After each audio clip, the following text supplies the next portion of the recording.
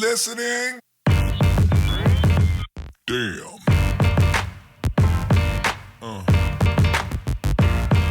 Yeah. Yeah.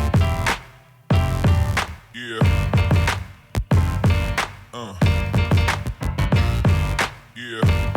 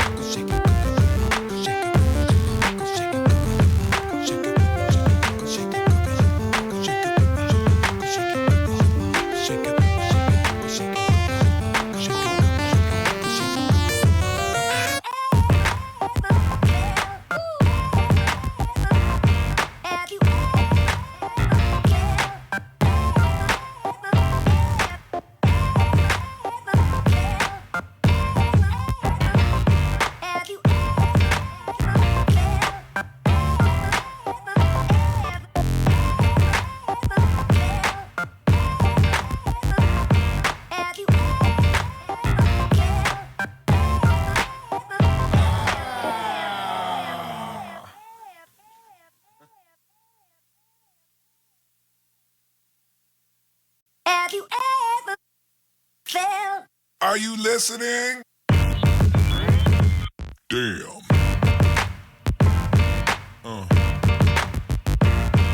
Yeah.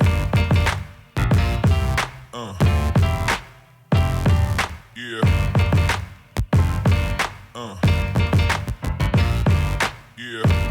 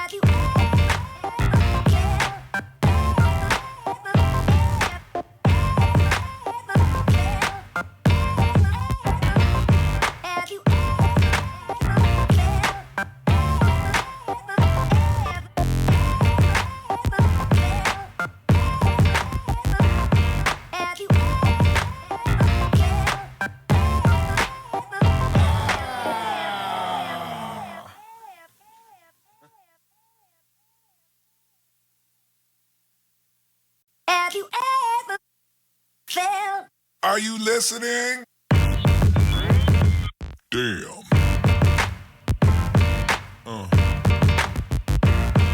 Yeah. Yeah.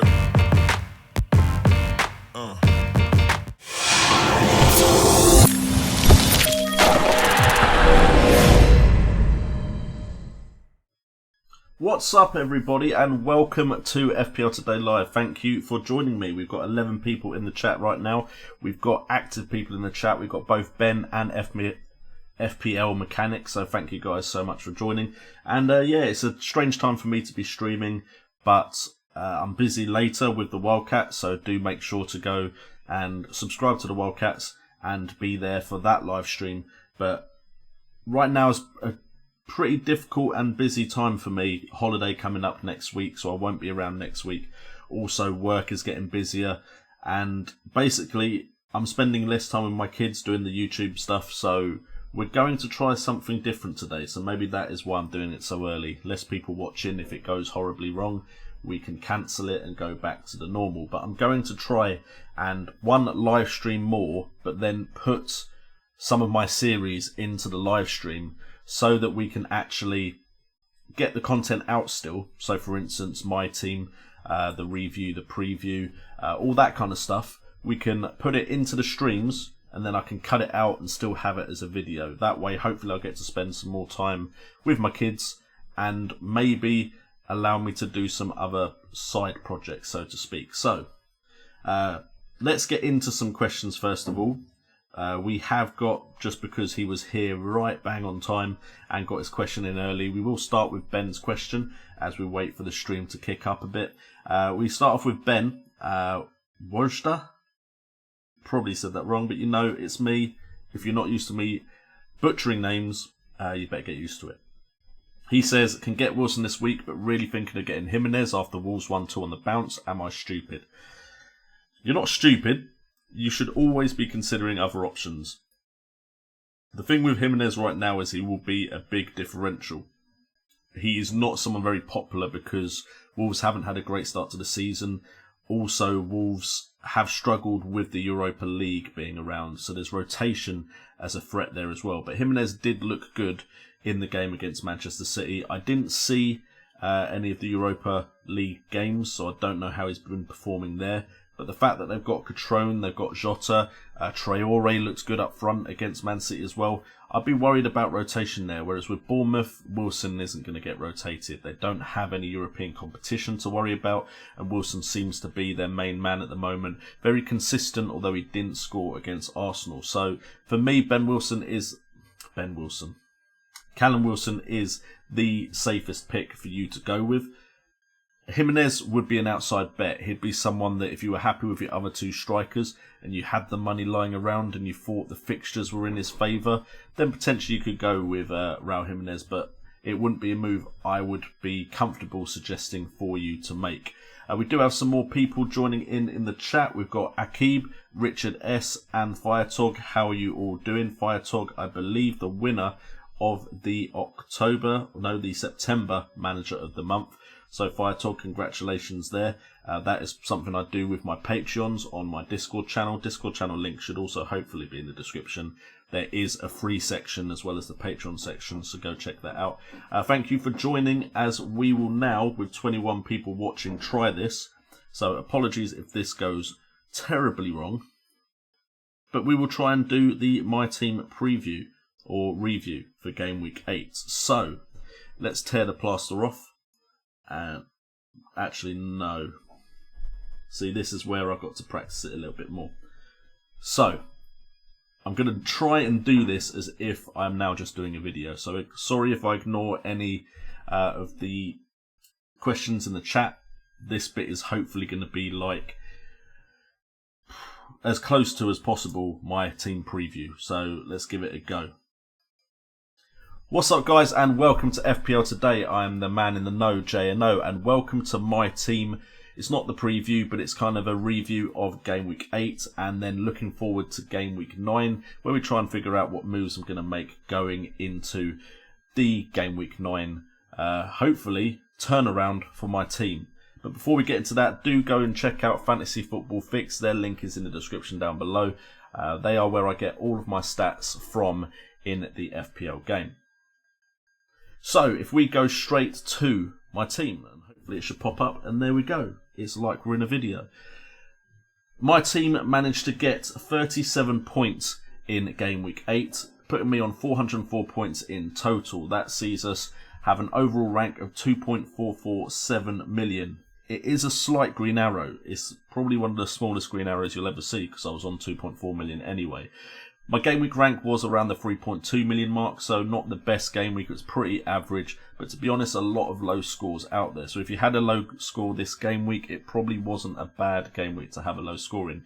As you can see, Lundstram and Pope were two of my scorers. 7 points for Pope with a clean sheet, and Lundstram also getting a clean sheet. So I was quite happy with that. I somehow managed to bring in McGinn, who didn't score in a game where Aston Villa went absolutely nuts, which was really surprising. Really disappointing watching those Aston Villa goals alerts coming on my phone and McGinn not be involved in any of them. Sterling, Salah and Cantwell were just as disappointing. Chelsea couldn't keep a clean sheet against Southampton, and Pukki and Barnes have been very, very disappointing recently and probably are going to be on the outs. But Abraham did manage to get a goal and could have potentially got more. Would have been a better captaincy option than Sterling, but I stuck with Sterling because it was Wolves. And Wolves have looked pretty bad recently, and I thought Man City could go and do a job here. It's about time Sterling got a haul, and he hasn't. So, what am I doing going into... So, before I say what I'm going to go and do going into game week 9, we will have a look at the subs as well. As you can see, I brought in Engels last game week, and he managed to get a clean sheet. Even though Aston Villa conceded, it looks like he must have been substituted off. So he would have got me 6 points, would have been better than a lot of my players. Rico's still playing, which is good. De Bruyne on the bench because he, of course, has that injury. So very worrying there at the state of my side, which does mean that I have played my wildcard. As you can see, we are live currently, and and you can see all the questions and comments in the chat as I will talk about my wildcard team. So, we have Pope still in goal because, to be fair, Pope has been a player that has picked up points. It's not as regularly as I was like, but Burnley look like they have some decent fixtures where they could potentially be defensively solid and get me some more points. Rico is currently still there because he's just cheap. It allows me to spend money elsewhere. Alexander-Arnold survives as well. And then you can see the defence changes. Apart from Lundstram and Tomori on the bench, we have Sionku, who is at a Leicester side that I have a good feeling about this season. I think will really push to potentially even get top 4, because the way some of the big sides are currently playing, I do think Leicester have a chance.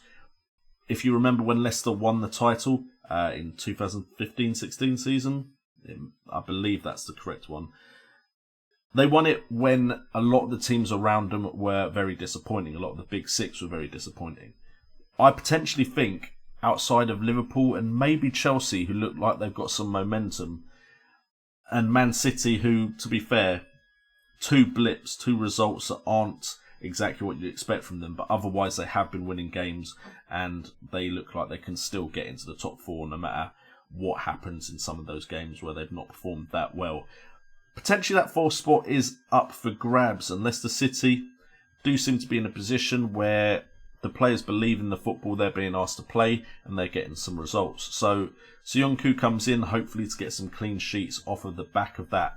As you can also see at the moment, and this is subject to change of course, we have a midfield consisting of Hudson-Odoi. That could be Mason Mount. I really like Hudson-Odoi.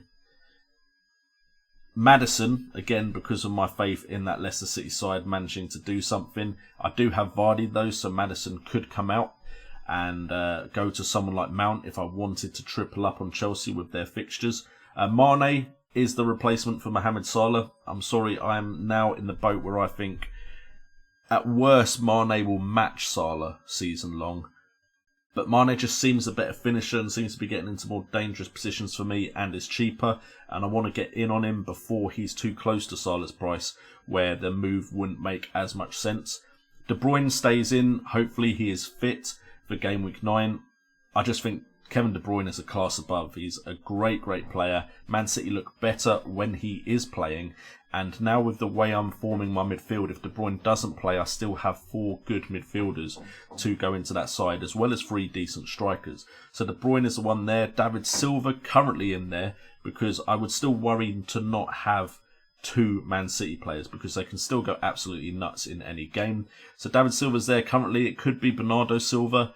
If I save some money in some places, it could potentially go to someone like Mahrez. But I think for me, Kevin De Bruyne is the one to have. Don't really think I could stretch to Aguero right now. If I could, I would. Kind of gone off the boil on Sterling a bit, which could of course mean that some big hauls are around the corner, but Man City's fixtures do look like they start to get tougher compared to the likes of Chelsea's coming up. And then up front, Abraham, I think right now he looks like he could do a great job at Chelsea. Vardy is the main man and one of those talisman players that will generally be involved in the goals for his side, in a side that I think could do well. And then Callum Wilson as well. He's just been very, very consistent, and I'm fed up of the inconsistency of Pukki and Barnes. And then on the bench, I've also mentioned Hudson-Odoi, but that could be Mount. Tomori Lundstrom staying because Lundstrom is, value for money, one of the best players in the game at the moment, and I've been getting some value off of him as he rises in price, so Lundstrom isn't going. But that could all change. There are various other players I am interested in. Aubameyang is one that I'd really like to have in my side. West Ham, I kind of look at West Ham and think, maybe. But I've been burned by picking West Ham players before. Yarmolenko is one that I am interested in. Slight differential compared to the likes of Harler and Lanzini. Defence, I would like Pereira. Potentially that could be something I could stretch towards. Then I'd still have two premium price defenders. But other than that, I'd feel better about that side than the side I just talked about. Not having Salah, not having Sterling, not having Aguero worries me a bit, but I'm more confident in Mane than I used to be. And Kevin De Bruyne just is Kevin De Bruyne. I feel confident he is a good player to own. Do I think he'll cover Sterling's points or Aguero's points? Probably not, especially if other people have Sterling and Aguero still. But I think I've hedged my bets too much on a few players and they've not performed. And because they've not performed, my scores have been disappointing. So we have changed the script and hopefully this will see me do better in the FPL game. So guys, thank you for listening to me as I go through my team and the thoughts and my wildcard. If you have enjoyed the video, please do like and subscribe and check out all the links in the description down below, including Fantasy Football Fix, who are a sponsor for this channel. Much appreciated to Fantasy Football Fix. I've been JNO, this has been FPL Today, and remember, it's all about the game. And that is it. And as you can see, I usually edit out all the mistakes. So thank you for putting up with the preview episode, and we will get to the questions in the chat. So back to Akib Zaman, confused between Maddison, Jimenez and Vardy and Yarmolenko. Which one should I go for? So let's see if we can help you out there with that one.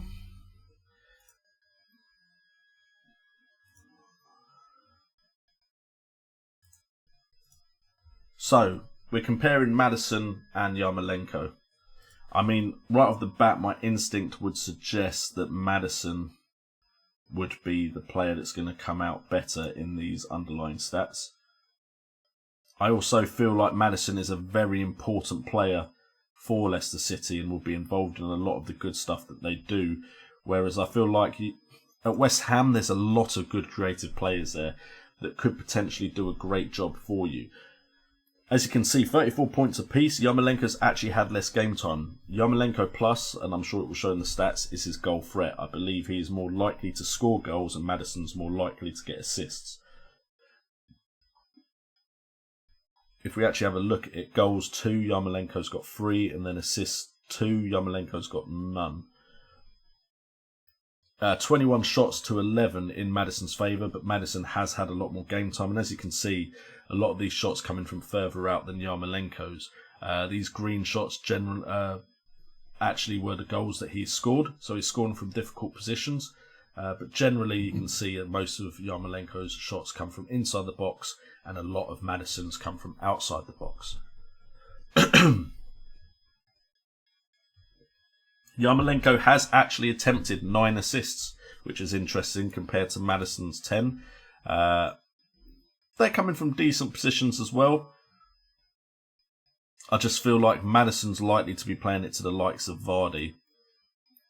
If I get it on to Barnes, to Jose Perez, to Ndidi. Oh, a lot of passes. There's the Vardy pass. And there's a Vardy pass. So you can see that a couple of these have been through balls to Jamie Vardy.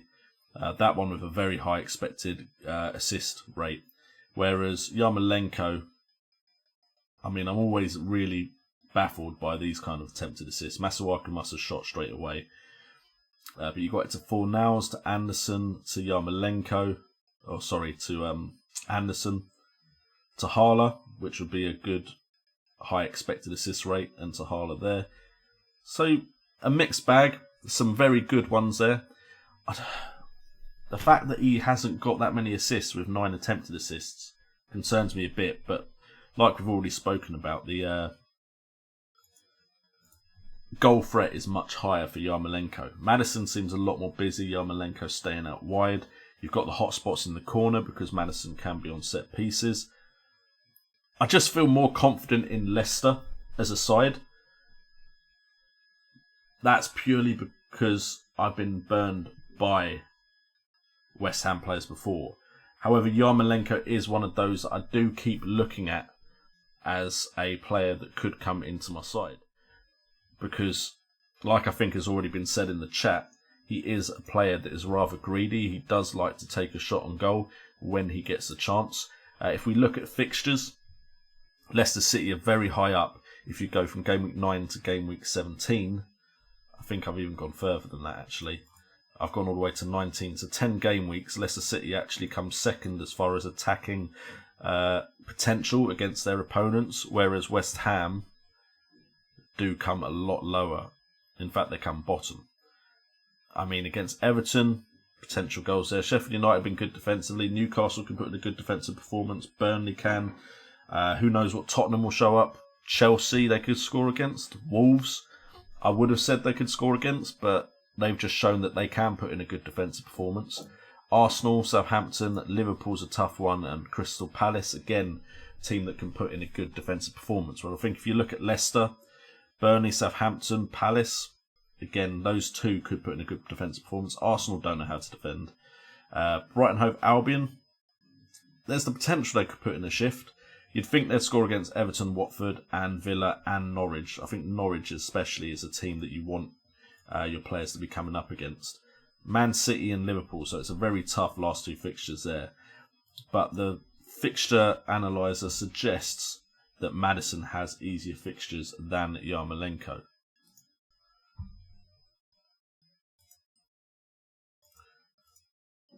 So back to the chat. I apologise if I miss any questions, but as we now have 40 people watching, we actually have people tuned in. It could get to that point now where it's a little bit more difficult for me to keep up with the chat.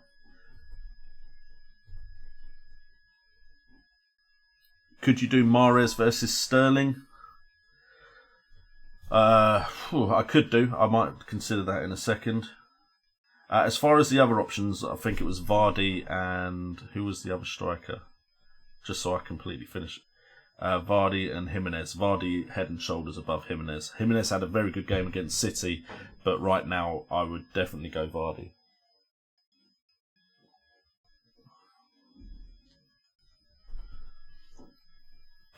We've got the Rooster Boost. Are you worried about your rank at the moment? And when you finish in the 10k region, what's your usual rank around this game week?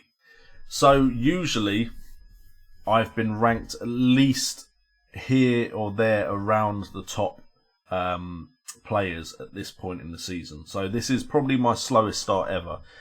I've never, I don't think, been outside, at least while I've been taking this game seriously, outside the top 100k after 8 game weeks.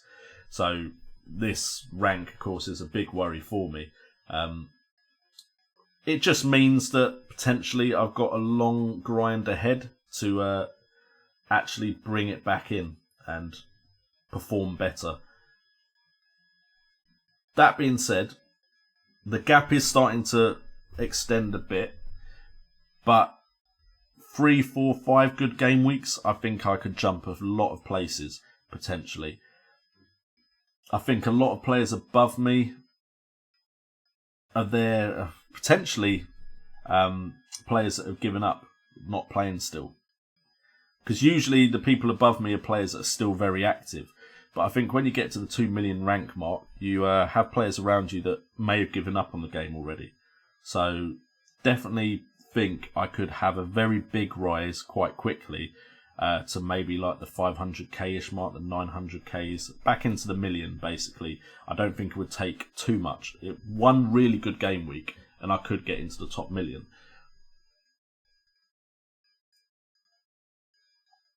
The Blaster hasn't been the year for bandwagoners. What I would say is, it hasn't been the year for people that have banked on the assets that have done well previously. If you've banked on the likes of, or that being said, there have been some that have done well before that have still done well. Callum Wilson, for instance, Aubameyang is another one. Kevin De Bruyne has always been a good FPL player. If you didn't double up on Liverpool defence, Trent has still been a good player. I think this year has been one where if you've taken some risks and some punts on the right players, it made a massive difference on your season. Abraham, if you took a punt on him, well done. Congratulations, especially if you got on his big hauls. Mount would be another one. Looking at Leicester didn't look good in the first 2 game weeks. If you kept the faith with players like Vardy, with players like Maddison, you would have reaped the rewards. Same as Wilson, to be fair. I'd say those that picked Mane over Salah, for 8 game weeks, you've been better off. I think Sterling just has failed to really capitalise on those big points he initially scored in the early game weeks. So I think those that went really heavy on Liverpool and City, I think potentially have suffered.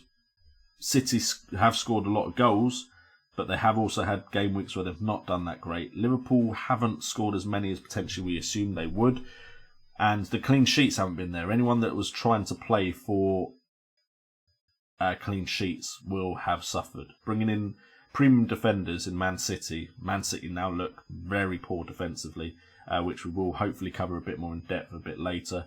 Spurs looking pretty poor as well, in my opinion. And Liverpool, just the clean sheets we thought were there, they've gone. So, yeah, I think those that took some risks on some differential players, especially if you got on them before everyone realised what they could potentially do, has benefited from that. I see questions about Zinchenko out as well. And seeing as we're talking about the template, I would like to talk about Man City's defence and Man City in general. Right now, I'm very concerned about Man City if they are missing some who I regard as key players. As far as attacking wise, I think they've still got a lot of talent there. There shouldn't be too many issues against too many opponents if Kevin De Bruyne is out. The thing with Kevin De Bruyne is he can pick out a good ball from nothing. He can create without all the intricate play that a lot of the players in that City side have. For instance, if he gets the ball out wide, he's perfectly capable of putting in a ball into the box that one of Man City's strikers or attackers can get on the end of and score. And this is despite the fact that they haven't got a tall attack either. He whips it in behind the defence, so height isn't as much of an issue. Without Kevin De Bruyne, they don't necessarily have that person that can find that killer ball. The issue I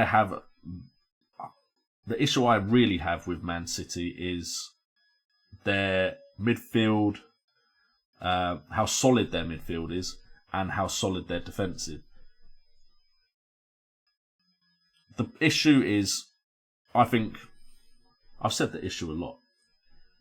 The issue is they've underestimated, I think, the importance of some of their players further back in the pitch. I think they've underestimated the importance of Laporte, Fernandinho, and Company, who they've now lost. The fact that they're relying on a centre-back pairing of Fernandinho and Otamendi as champions is mind-boggling. I personally would put Kyle Walker as a centre-back and then still have Fernandinho just in front of them because he offers that support to the defence that I don't think Rodri really offers. And I think Fernandinho is just that influential on them as a team. And I think if you look at teams across the board that have done well in the Premier League, if they're playing a 4-3-3, generally they have one defensive-minded midfielder that can really impact a game. If you look at Chelsea when they won the league, they had Kante. Leicester when they won the league also had Kante. Liverpool, Fabinho. Man City, Fernandinho. Without that kind of player sitting in a three-man midfield, I think you will tends to generally struggle. And the way around that is you've seen a lot of teams play with three at the back. That way you have that defensive solidarity with three at the back and the wing-backs going forward, because wing-backs are so important in the modern game today. Man City also, against Wolves, showed a lack of care with the ball, which was very concerning to me. Man City aren't the type of side that give up the ball so easily, and they did it plenty of time against Wolves. Their expected goals against has increased to above 1, which I don't think it's been since Pep started at Manchester City. I just feel Rodri isn't the perfect fit yet. Potentially, if you gave him a year under Fernandinho to kind of learn the role, he could get better. He could be the perfect fit. But I think right now, the defensive side of his game is lacking severely. And I think the balance of Man City as a side is really going to suffer because of that. And I think with that, you have to then outscore your opponents. And without KDB, if the defence is deep and you've got like 10 men behind the ball, 11 men behind the ball, they're going to really find themselves struggling to create chances with some of the games they're playing. However, they are apparently going to have some tough fixtures, and with some of those tougher opponents, they might have teams that actually come at them and do manage to give them some space in behind, which will be of benefit to Man City. I just feel like any team that can get past Man City's press are going to find success when you've got the likes of Cancelo at left back, Otamendi and Fernandinho in defence. I just think it's a matter of fact. I mean, the fact that against Wolves, big chances, they only got 2 big chances the entire game, which was joint 7th in the game week, and on target 2 shots, which was joint 12th best in the game week, is really telling that Man City side, definitely at least at the back, needs a lot of work.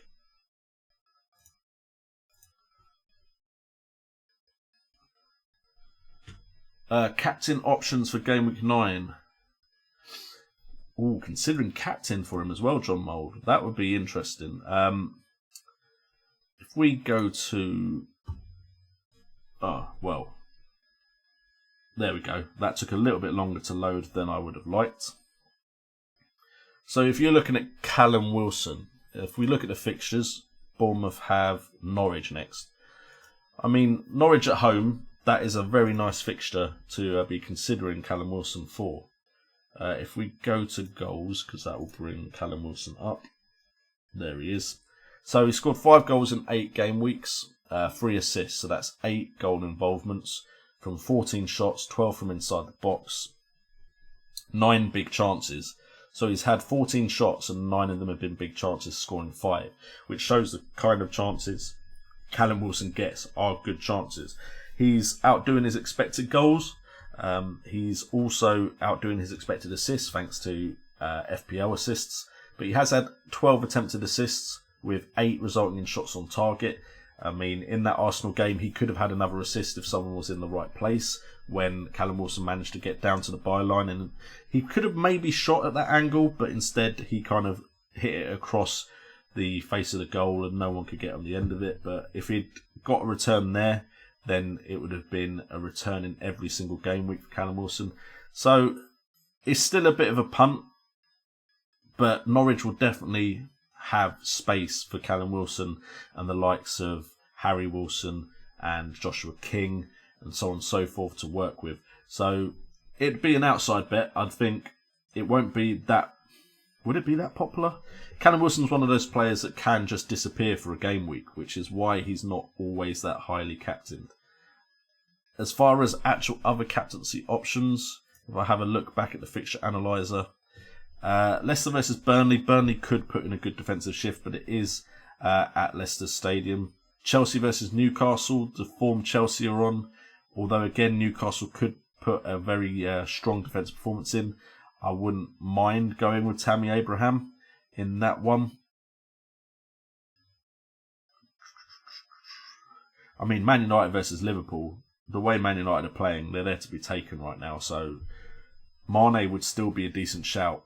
I do believe, is it Mane or Salah that's better away from home? I think it's Salah, which could be an issue for you.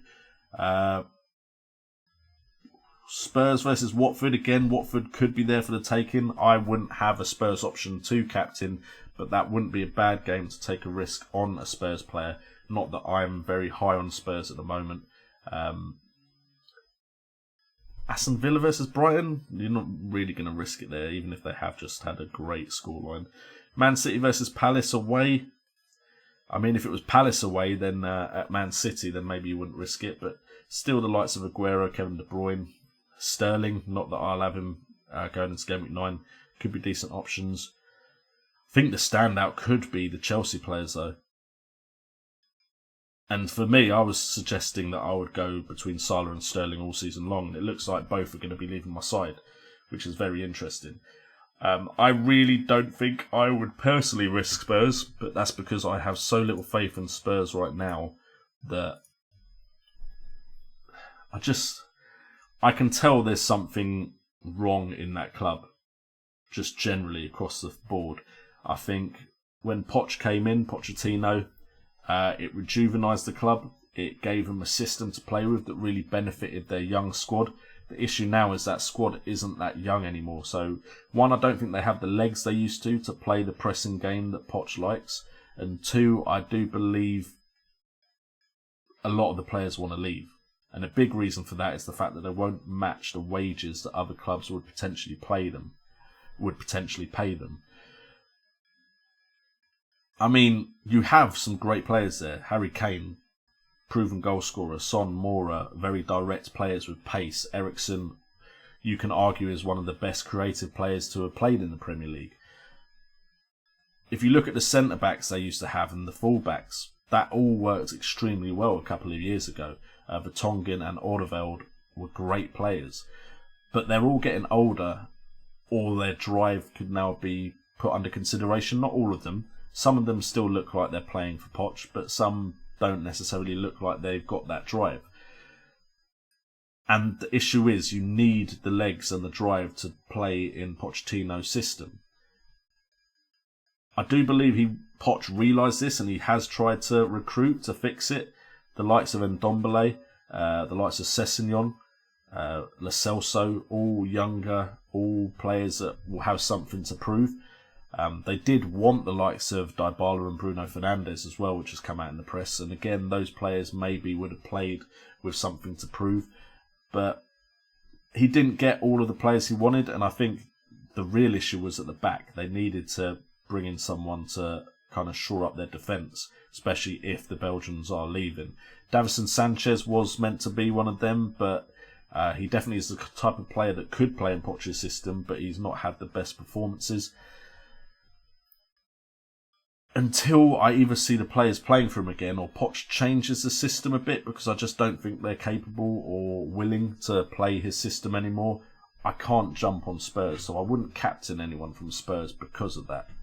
So that leaves me pretty much with Leicester against Burnley, Chelsea against Newcastle, and then Bournemouth against Norwich. It could be a very good punt. So maybe Wilson is the best captaincy choice for you.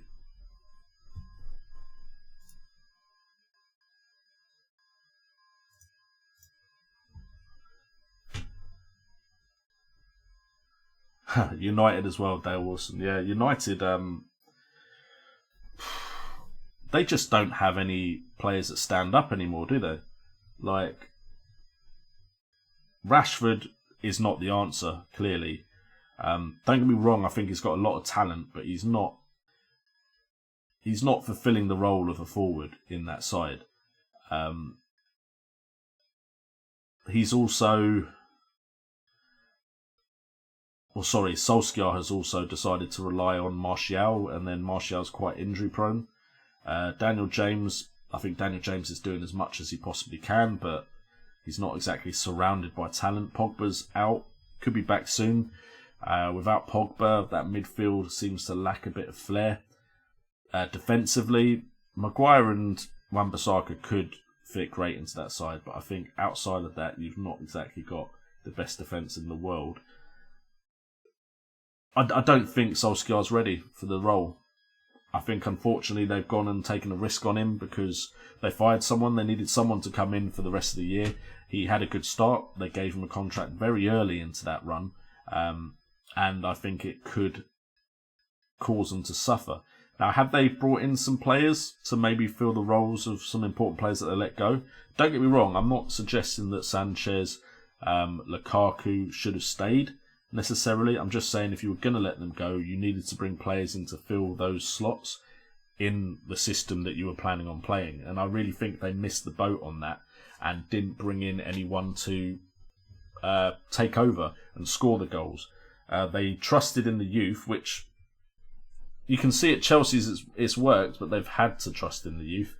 But I'd also argue that Chelsea have farmed young players for a while now, so there was always going to be the chance that they had some good youngsters to bring up if necessary, and then they didn't necessarily let a lot of their experienced players go when they realised they were going to have to rely on youth. They tried to keep as many of the experienced ones as they could. Of course, Hazard was going to go. There was nothing they could do about that, but still, because of that, they've given the youngsters a chance. And again, right now in the current game, pressing is such an important factor for a good team performance. And the youngsters can run. They can do that role very, very well. And then they've got the experienced players around them at Chelsea. At Man United, again, don't see the drive, don't see the passion. You can see that they're very dejected. And yeah, right now, apart from Man City, because I think the two defeats they've had, yes, it's down to their team performances, but I still think they will win games. They will win some games very convincingly.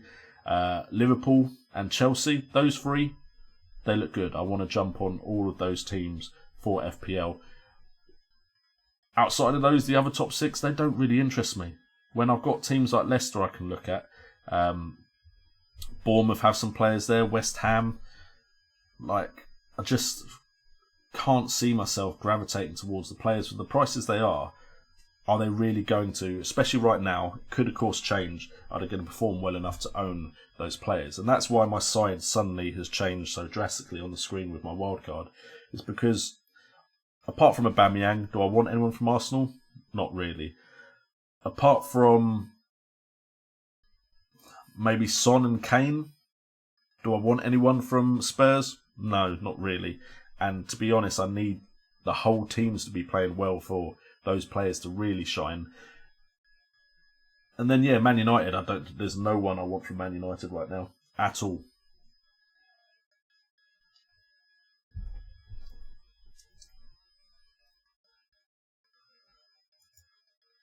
John Mould, I do like the idea of a triple up on Chelsea, at least for a couple of game weeks. I am considering Mount, Hudson-Odoi and Abraham. I think Willian might be a little bit too much of a stretch. The issue is, I think Leicester have good fixtures as well, which is why I will probably go and hedge my bets, because the last thing I need is to go all in on Chelsea, like I did on Man City and Liverpool at times of the season, and then not get those performances in. So right now, as you can see, I've got, apart from Leicester, actually, I do have 3 with Sionku, so maybe Sionku would be changed. By the way, Maddison wouldn't be my captain, just for the record. I mean, in this slot, I have had other players. I had Aubameyang at one point, and then David Silva would be a cheaper player. Aguero is very hard for me to stretch up to, which is the issue there. Otherwise, I probably would have Aguero and De Bruyne still. But yeah. Anyway, some more questions. Bring up the chat box. What about Arsenal assets? I suppose I just literally touched on that. Aubameyang is the one I'd want. Saka? Is it Saka? Looks like a decent option for a cheap player. I mean, if you're getting someone that cheap in an Arsenal side, that's never bad. 4.5 million. Potentially you could bring him in for someone like Cantwell if you wanted to bank that money, if you thought that it really was done and dusted for Norwich. Decent fixtures. It's just, would he get the game time? How close is Lacazette to coming back? The fixtures are good. There's a reason people are looking at Aubameyang, because that run of fixtures until Gameweek 17 is very, very tasty. So I couldn't really argue with someone like Saka if you could confirm his game time. Pepe, I still think, needs a little bit of time. He showed a little bit of promise in that Bournemouth game. A few moments where he looked good. As far as Lacazette, when is he meant to be back? 21st of October. So you've got, 2 game weeks where I think Aubameyang will still be the main man leading the line. Defensively, I mean, they've just got a clean sheet. I'm still very nervous about suggesting any Arsenal defenders, but Chambers at 4.4 seems to have got his way into that side. If we go back to history, 90 minutes. Why did I feel like he's been in the side for longer than that? Maybe I'm just imagining it. Any Arsenal fans in the chat, if you think Chambers is going to keep his slot, let me know. David Luiz is too expensive, really, for me. I would be very interested to see what Tierney and Bellerin did when they came back, because Emery's system generally benefits fullbacks with attacking potential. But yeah, Aubameyang's the only one I could recommend with any sort of confidence, really, in that Arsenal side. Roman Jarvis, should I sell Digne? Right now, Everton, I just don't want any of them. Digne still has the creativity. It's just no one in that Everton side seems to be on the ball enough to make anything of the chances. So, without clean sheets and without someone putting away Digne's chances, until that turns around, I just can't see Digne as a good option.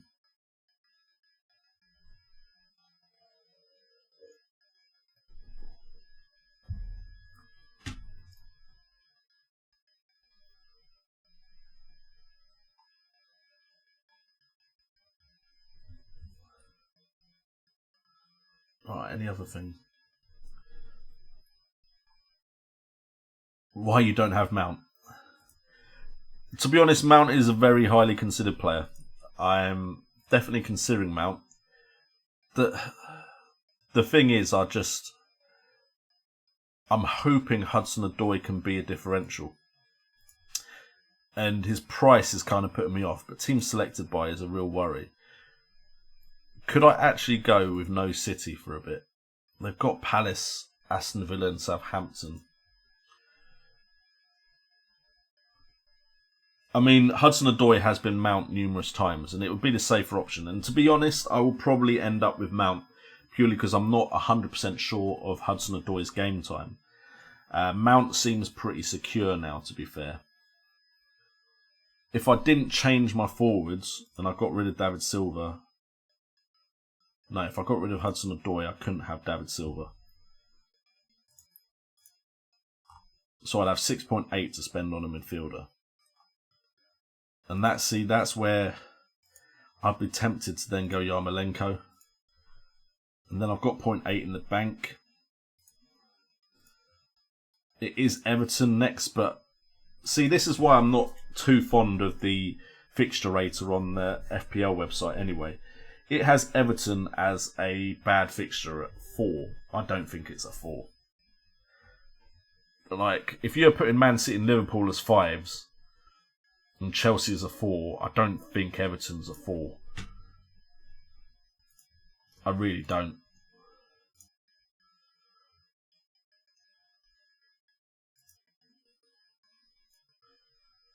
But see, this way, the issue is I'd be dropping a midfielder every game week. Or a striker. And this is the issue I have. I like that team a lot more as far as the strength of it is concerned. Because, apart from Button, I look at that side and think all of them could start pretty much every game week.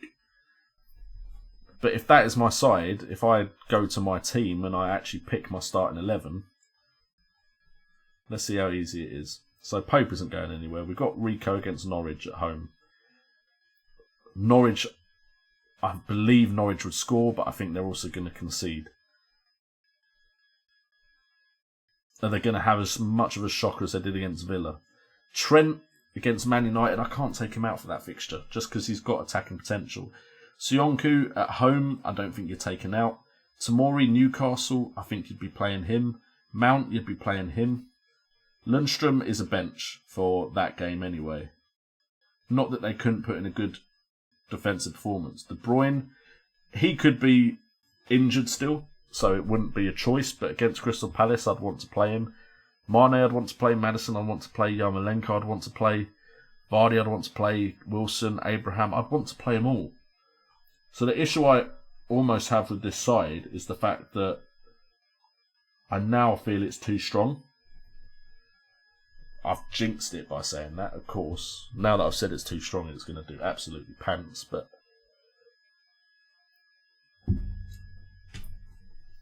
yeah, just I really don't know what to do there.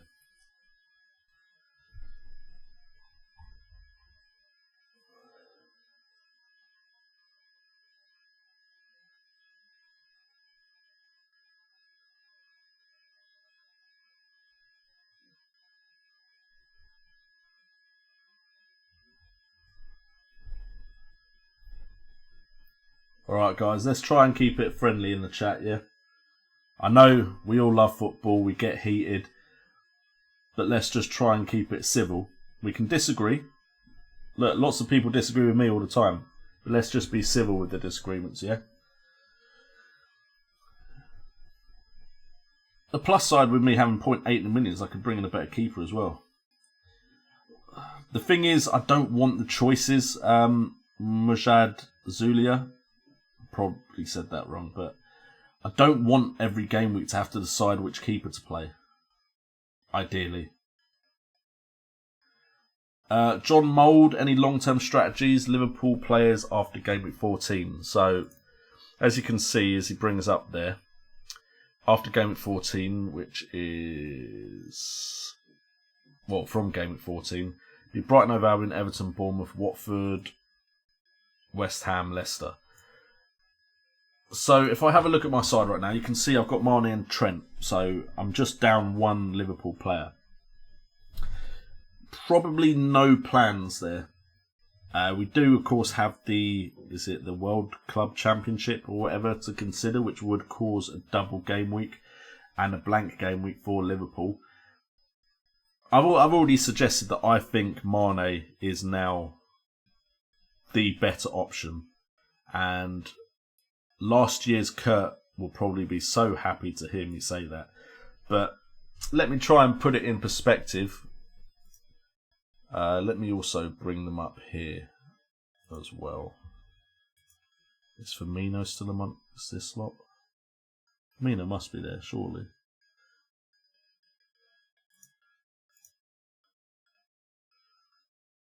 There he is. Okay, so show selected players only. Come on, hurry up. There we go. So, if we have a look at the stats, this season so far, you can see that Salah is on 4 goals, Mane's on 5, Firmino's on 3. Assists, 3 to Salah, 2 to Mane, 4 for Firmino. Shots from inside the box and shots on target. Salah is highest on all of them, but if you actually look at the 3 in comparison to each other for each player, Salah's had 26 shots, 5 have come from outside the box. Mane's had 19, 3 have come from outside the box. So Mane's less likely to shoot from outside the box. As far as shots on target, Mane's 1 behind Salah with 5 less shots inside the box and 7 less shots in total. Big chances, he's also just 1 behind Salah despite the fact he's had less shots. And big chances scored, again, just 1 behind Mohamed Salah. And also, if you look at big chances scored, 3 compared to 5 means Mane's scoring some more difficult chances.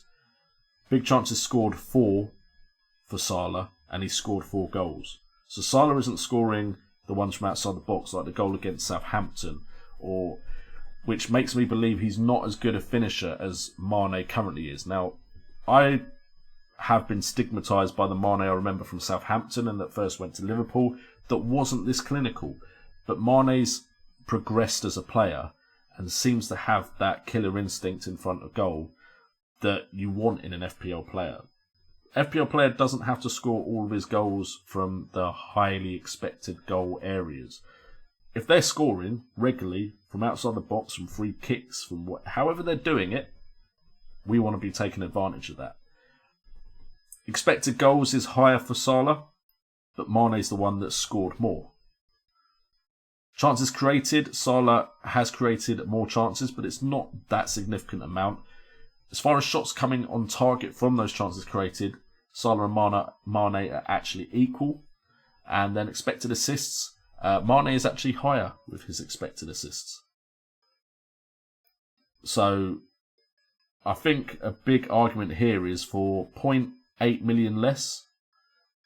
Mane looks like he should, realistically, equal the output of Salah. And I mean, if you look at the last 4 game weeks, Mane is severely outperforming Salah. 3 goals to 1. Assists the same. Shots 13 to 12 in Salah's favour. 11 to 10 in Salah's favour from inside the box. On target in favour of Mane 6 to 5. Big chances in favour of Mane 5 to 3. Big chances scored in favour of Mane 2 to 1. Expected goals in favour of Mane 2.9 to 2.5. Chances created a lot worse here. 3 chances created to Salah's 7. 2 of them resulting in shots on target for Mane, 4 resulting in shots on target for Salah. So creation-wise, he's not quite up there. But assists, points, and goals are always more valuable for us. And even if we look at last season, they both scored 22 goals apiece. Salah got a lot more assists, potentially some of those from penalty dives. Big chances, if we ignore shots, which Salah had a lot more than Mane, 137 to 87, or from inside the box 95 to 73, on target 64 to 42. Big chances, 30 to 26 in Salah's favour. Big chances scored, 14 for Salah, 15 for Mane. Expected goals, higher for Salah. Salah was close to how many he was expected to score at 21.1. Mane was 16.2 expected goals and he still scored 22 goals. Again, better finishing. Chances created and chance created with shots on target. Again, he loses out 68 to 45, 45 to 32. That's in Salah's favour. Expected assists also in Salah's favour. But what all of that data suggests to me is Mane's better in front of goal than Salah is. And I feel Mane's started to fully integrate his way into that Klopp system. To the point I think him and Firmino are more important potentially to Liverpool's attack than Salah. And I could get butchered for this because of course Salah had that incredible season. Salah still scored 22 goals last year. But that Liverpool side's driven towards winning the Premier League this season. They've got the chance. They're 8 points ahead already. Anyone saying the title's already won, I think you're looking a bit too far into the future there. But they are definitely in the driver's seat right now. And it's theirs to lose as long as they keep up their performances. The fact that Laporte's out for so long, potentially barring some sort of amazing comeback from Man City, I still think Man City will potentially lose some more games. Mane is now covering more areas of the left-hand side of the pitch and is drifting into the middle every now and again, getting into the box, pressing, getting the ball back in dangerous places. He's the player on the ascendancy. He's got good dribbling, capable with both feet. I feel Salah's still a bit one-dimensional as far as which foot he can shoot with. Mane roams around the back line and looks to get behind, for me, more than Salah. Salah stays wide a lot more than Mane does. Which means to me, Mane's spending more of his time trying to get into those most dangerous areas, to get on the balls that are crossed in by Robbo and Trent, to get him behind for the midfielders to put that ball through to him, to just be in the right place to score goals. So I personally think Mane is the one I'm going with. maybe when the game weeks turn good, then I could maybe double up with Trent again. Sorry, not Trent. I've got Trent. Robbo. Because I think you have to go with Trent and Robbo now, because I think unless Alisson comes back and suddenly that defence is getting clean sheets again, I think you need the attacking threat from those defenders at Liverpool to be going there. Hopefully that is a good enough response. I'm not sure I fully answered the question though. Game week 14, if I was going to go and triple up on Liverpool, because I'm still double on Liverpool, I think it would be a defender, most likely Robbo.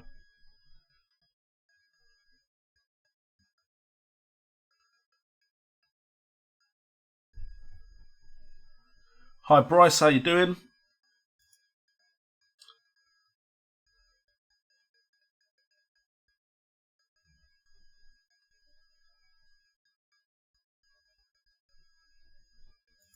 Oh, we can see we've got some debate with the Liverpool question.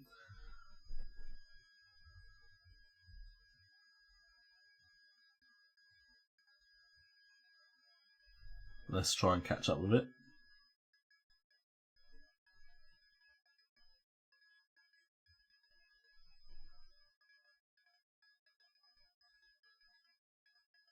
Sherlock, while I see it, Son and Pookie out for Yarmolenko and Aubameyang. I prefer Aubameyang to Pookie, definitely. Yarmolenko is one that I'm still not 100% sold on, but I personally am of the opinion to get off Spurs for now.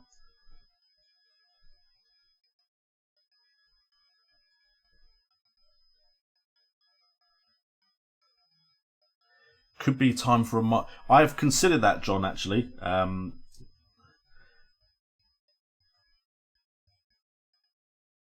I am still of the opinion, and I'll stick by it, that Mane is the better option if you're only having one. I have seriously considered having both Mane and Salah. That way, because the thing is, Liverpool, out of all the teams in the Premier League, their goals come from 3 players more than any other side. And those players are Firmino, Salah and Mane. And if we look at Firmino's stats, which we're just literally looking at, the goals are going to come from Salah and Mane before Firmino, most likely. There could be, of course, a change in the way that all comes out, and we could see Firmino get more of a goal-scoring role in the side. That's definitely not impossible. But if we go to the Man Cities, if we go to the Chelseas, if we go to every other side in the league, how many of those sides actually have 3 players that are going to score the majority of the goals like Liverpool have? Maybe you could argue Leicester will have Vardy score the majority and then 2 players alongside him. But I don't... I mean, Man City, you could say Sterling and Aguero, but you've got loads of players that could score there. De Bruyne's going to chip in with goals. Silva's going to chip in with goals. Goals come from all sorts of areas for those teams. Arsenal, you could argue that Aubameyang and Lacazette. Spurs, Kane and Son. But out of those sides, which is the side that's in form? It's Liverpool. I was very close to doubling up, getting rid of Sterling and bringing in Mane, and just having the triple Liverpool with Salah and Mane. It was a lot easier last year when Mane was cheaper. And that way, in a Liverpool game, if a goal was scored, you'd be pretty confident one of your players was involved. So I've definitely considered it. Will I do it? It depends. I might try and see what a draft like that would look like. Could I actually...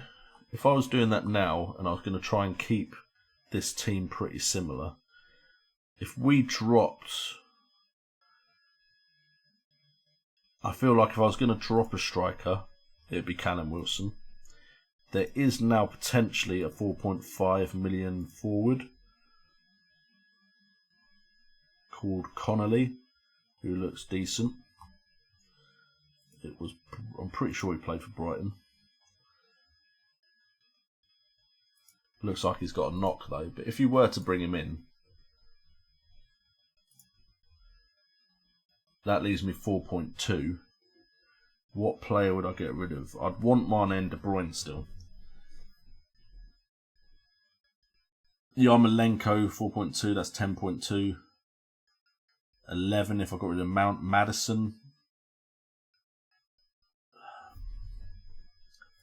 Did I see myself? 11.3, it's still not high enough, is it? So I'd need to save money somewhere else as well. So if I dropped Yarmolenko to someone cheaper, about $1 million cheaper. Because I don't see myself getting rid of Trent. All of those are pretty budget defenders anyway.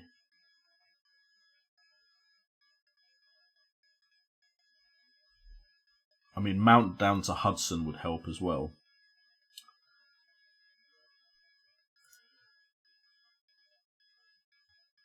So if I went Hudson-Odoi, if I felt like he was sure of a start,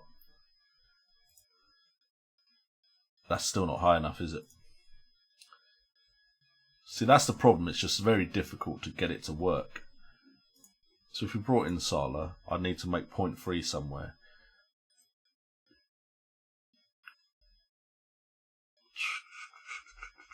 So it would be... I just feel better having the Leicester and the Chelsea option there as defenders. These two are pretty much as cheap as it gets anyway.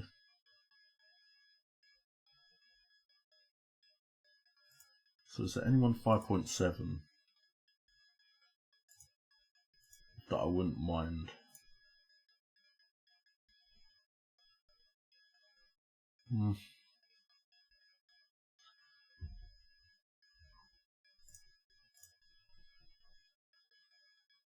Oh, I'll bring back Cantwell. I feel nice not having Cantwell. Westwood has been chipping in with assists. Robertson is very far forward for a player. I don't need to go down to someone like Douglas Luiz. I could get my double up on City.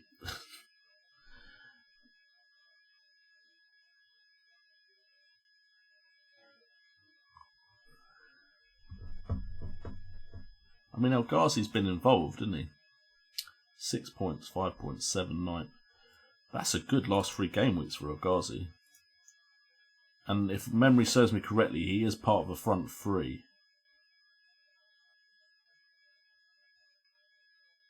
Cantwell, they're still going to be attacking. Traore, that would be a bit of a differential, wouldn't it? What are their fixtures? I mean, he looked amazing against City, but will he be a starter? Cantwell's a starter. El Ghazi's a starter. Westwood is a starter. This way I'd still have interest in Norwich games. I still have interest in Villa games. Villa don't look like they have an easy run. Neither does... See, that looks like a nice run, but it's just, will Traore start? And then as far as attack...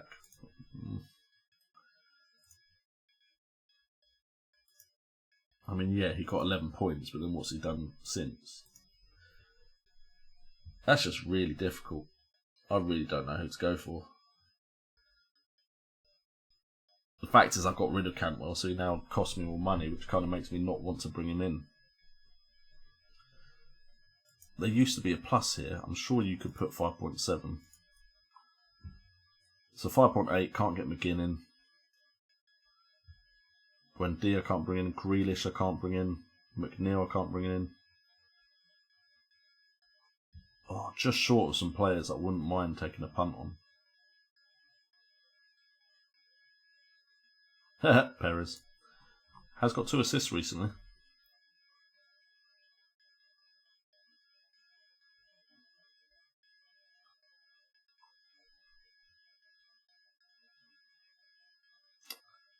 Difficult.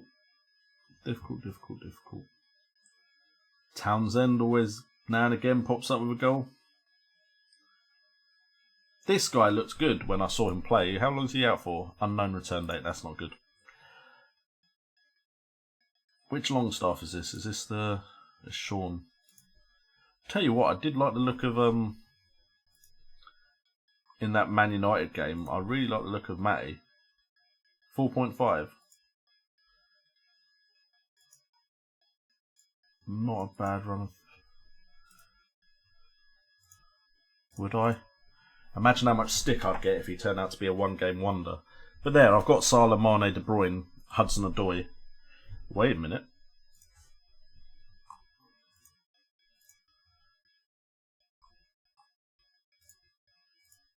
So I've got Mount Abraham. I'll keep needing to remember I've got Tomori, so I can't have Hudson-Odoi and... I just don't know. Connolly would be bench. Matthew Longstaff, probably bench. And then you pick a defender.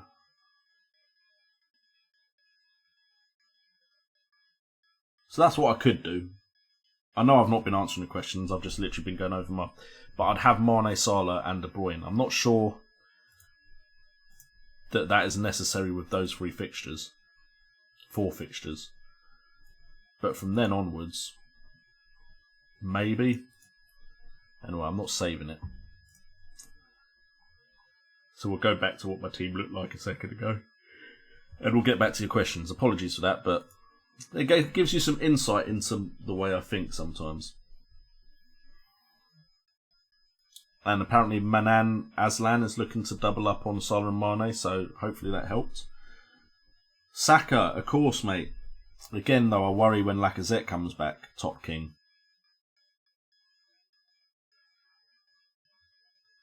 Drop Tomori to Kelly.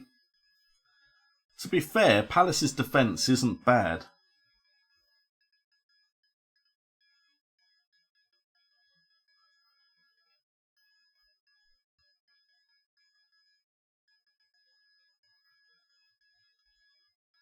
JNO, are you Greek? You have the accent, mate.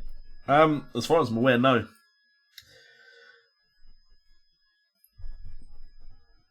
Four on Grosh. He's not stood out in the stats, to be fair.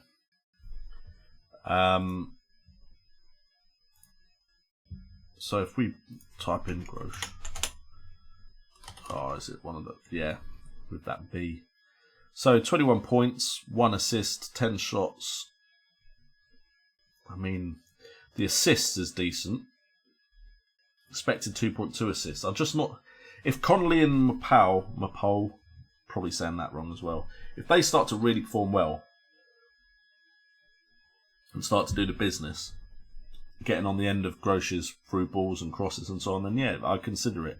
I'm not sure Brighton are, despite a very good performance against Spurs, I'm not sure they have that much attacking threat where I'd be going for someone like Grosh at 6.4.